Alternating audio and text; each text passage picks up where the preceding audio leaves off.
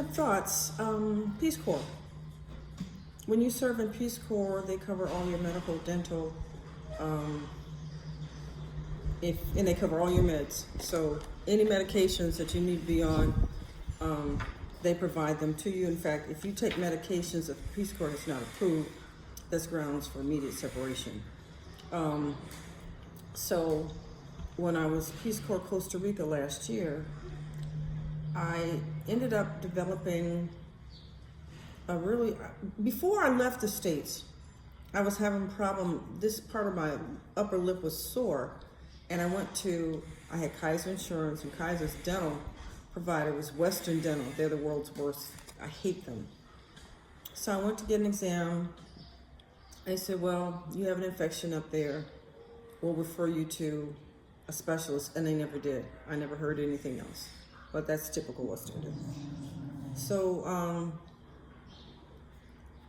I knew I needed this taken care of, but I knew I was getting ready to join Peace Corps. I said, well, hell, I'll just let Peace Corps do it. So, because some days it would ache constantly, and then for weeks, nothing. So it wasn't a constant thing. So when I got to Costa Rica, after a couple of weeks, it started bothering me again. So I had the PCMO, the Peace Corps Medical Office, refer me to a local dentist, Dr. Santana? He went to the University of Michigan in Ann Arbor, where I was born and where I attended as well. And he's Costa Rican, Tico, and he was a great dentist. I love that man. Oh, great office. So he was catering to the Peace Corps and the upscale. So he had a very upscale office. Really nice people. Anyway, they took an x-ray. Then they took this 3D x-ray, which I'd never heard of before. And it showed that the cavity between the tooth and my nose, basically, there was an infection there. But they found it odd because that tooth had 2 root canals. He had 1 root canal, the dentist couldn't find the whole root, so he tried again. And then finally he sent me to an endodontist who had got in there, and they cut my gum, pulled it back, went in this way, to seal up the root, whatever they do, and then they sewed it back down. I know it sounds terrible, and it pretty much was, but that area should have been clear forever. But the dentist thought, Dr. Carlos, what's his last name? Anyway, they felt that area probably had a low-grade infection for years. And it's just been growing and growing and growing, and that's why it's been starting to give me more and more trouble, which probably explains why I was having these terrible killer headaches at night. Like, God, at night I'm taking everything I couldn't figure out. I'm allergic to weed. I just couldn't figure out. I think it was the tooth. Anyway, so they had to pull the tooth. And then they gave me this cool retainer that has, you see there's 1 tooth there, so I pop it in, and I have a complete smile, but it makes me talk funny. Maybe if I wore it more often, I'd get used to the way it feels. But you hear that? So if I know I'm gonna have a photo taken or something, I'll wear it. Otherwise, I don't bother. I gotta wash it out. But, so after they pulled it, what are we gonna do? So they requested an implant. And the Peace Corps medical officer says there's no way they're going to approve an implant. They don't pay for implants during service because putting an implant in is a long process. Doctor said I'd have to wait like 4 months for the gum to heal, then come in and he could start making preparations and then have to wait another 4 months. It was going to be a process. So then you go on YouTube and some people say, don't get an implant, you should get denture, whatever. Everybody has their opinion. I haven't decided what I'm going to do. However, after I left Peace Corps a few months later, they gave me 6 months to get any unfinished medical things done that they would pay for. So I thought about it. I said, am I going to get the implant? Am I not? So I decided I was going to get the implant. And so you go to Peace Corps, the provider, it's some government agency, I can't remember the name. And they give you a list of their approved providers. There are 3 doctors in the state of California that are approved to do implants. And all of them were down in like between LA and San Diego, but like on the east, like Victorville, and that, not Victorville, further south. You know what I'm talking about. Out in the middle of nowhere, pretty much. And for me in Oakland, that wasn't going to happen. But the biggest part was when I asked one of the doctors how much I could expect to pay. They said, well, it depends, but figure around $4,500. Okay. So then, I need to get a trim. So then I pay the $4,500. I get the implant.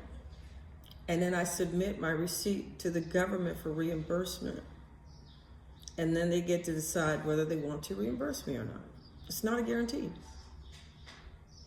And that's one side of Peace Corps that I found shocking, because when I left Peace Corps Madagascar years ago, they printed out a form for each unresolved ailment that occurred while I was serving. And they said, we're going to cover this, we're going to cover that, we're going to go. So I immediately went in and did some stuff to my ears. I took full advantage of that.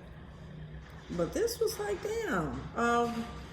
In my opinion, since Peace Corps, I had full set of teeth when I came, and I left with one fewer teeth.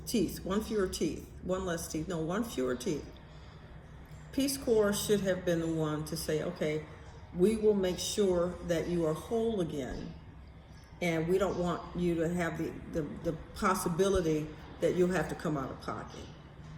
And they didn't make that happen. But that's, government bureaucracy.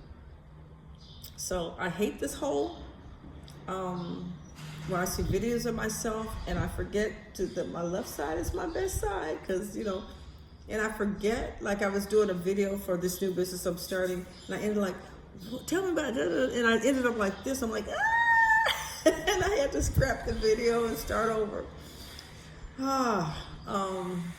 Here in Madagascar, like a lot of developing nations, dental hygiene isn't taught.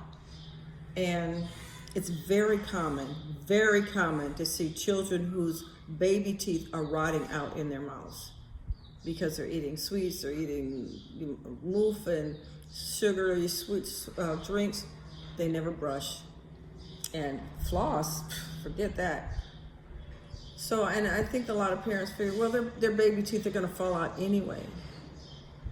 But you've already taught this child not to value their teeth. So you guys know about my recent psychosipa. This police officer and I were vibing on each other for a few years, and he finally came by to visit me a couple times. He's a handsome man, and he's got about 3 teeth in his mouth. And he's so good looking until he smiles. And then, it's just like, oh. But that's the norm here. A friend of mine, one of my Ghazi friends said, and I noticed when I lived in Mahambo on the East Coast, because Majenga's on the West, when I moved to Mahambo on the East years ago, it was rare to find someone that had all their teeth. Everybody, men and women, were missing. And one of my friends there, she was the sweetest lady. She had this one tooth in the front of her mouth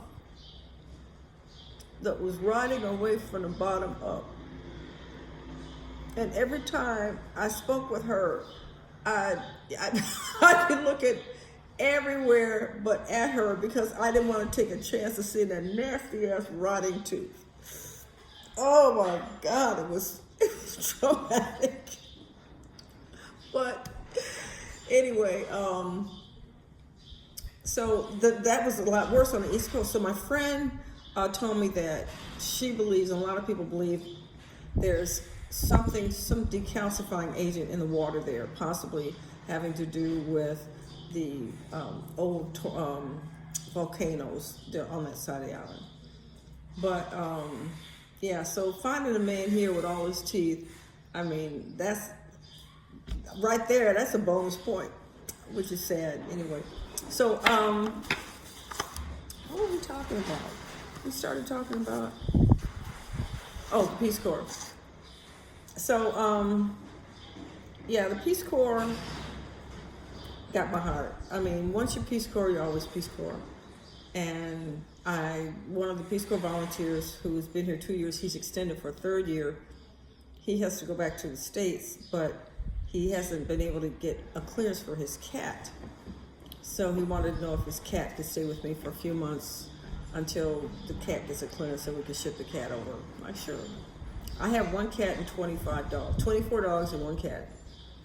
And now I have 24 dogs and 2 cats. We'll deal with it. You know, I'm never one to turn down an animal in need. So that's how I ended up with all these dogs. And then my housekeeper, Nazira, she's got 20 dogs over at her house. So we need an animal shelter. We need a place where we can put all these dogs, have them segregated into little living units, or a place for the puppy. So if people want to adopt a dog, or people don't want a dog, they have some place safe that they can bring them. Then we can spay and neuter everybody. So that'll be, you know, no more dogs. We're trying to reduce the unwanted pet population. That's one of the main things that Mama Lisa Cares is doing, is reducing the unwanted pet population. Anytime Nazir and I are out, we're always looking for dogs. And just yesterday, Sunday, we went up to Amboto V looking for one hurt dog that we couldn't find.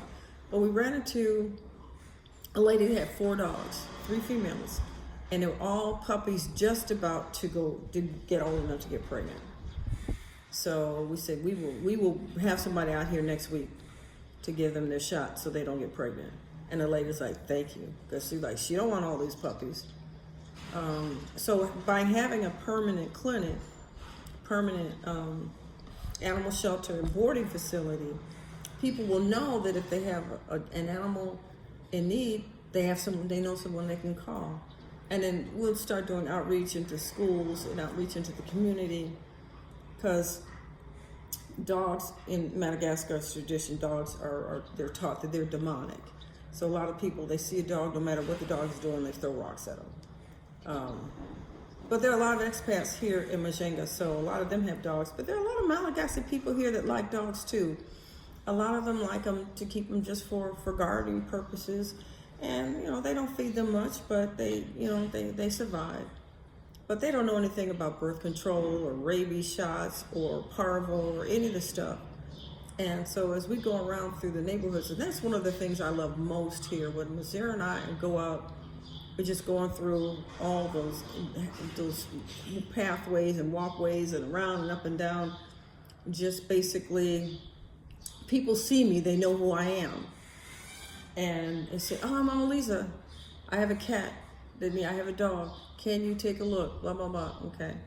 And getting out into the community, I always bring lots of bonbons with me. Those lollipops that come in, bonbon. And when I see kids, because they know Mama Lisa always has bonbons, so I try to always have them. And if they ask me, I'll give them to them. I give bonbons to all the national police. I don't give them to the municipal police or the gendarme, fuck them.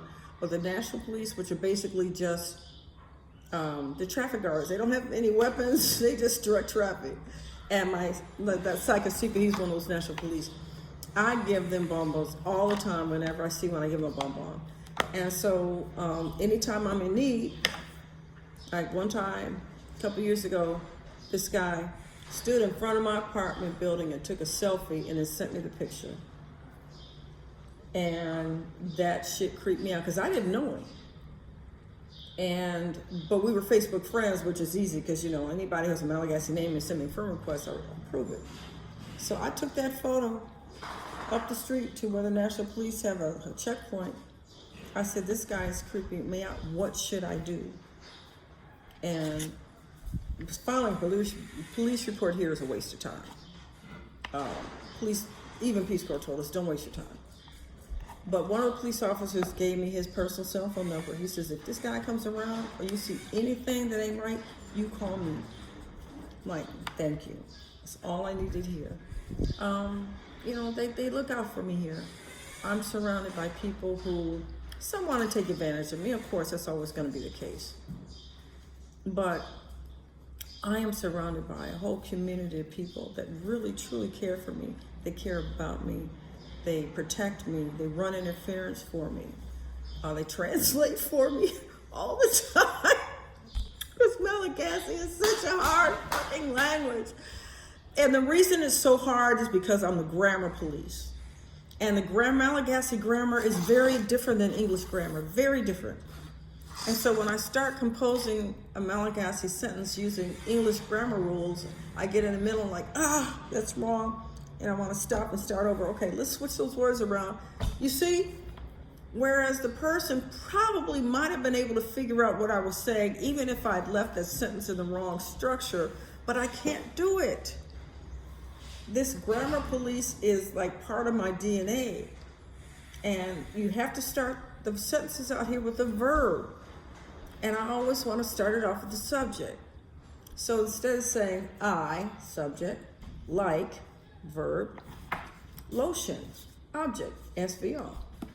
But in Madagascar, you start off with a verb, like, lotion, I, VOS, verb, object, subject. And then if there's a time preference that he's either has to go in the beginning or the back. And I kid you not, at least 95% of all Malagasy verbs start with the letter M.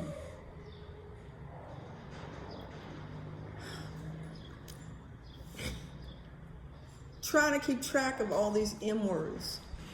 Maradi, miradi. Either you're sick or you're happy. And then you get to the way the natives pronounce the words. Manduki, which means to cook, or manduku, which means to paint. Two different words. But the Malagasy people often truncate off that last syllable. I said, Mama Lisa, Africa manduka now? Mama Lisa, can you paint or can you cook? I don't know. So a lot of times I just stand there frozen because that last syllable is gone and it changes everything. And when I point this out to my Malagasy friends, they even laugh and say, yeah, we do that. Yeah. So, if there's no context around with which to kind of frame it, a lot of times I'll sit there and I'm like, okay, so someone's asked me a question. Okay, so they see my eyes roll up and think about all the possible words this might be and which one makes most sense here. That's exactly what I'm doing.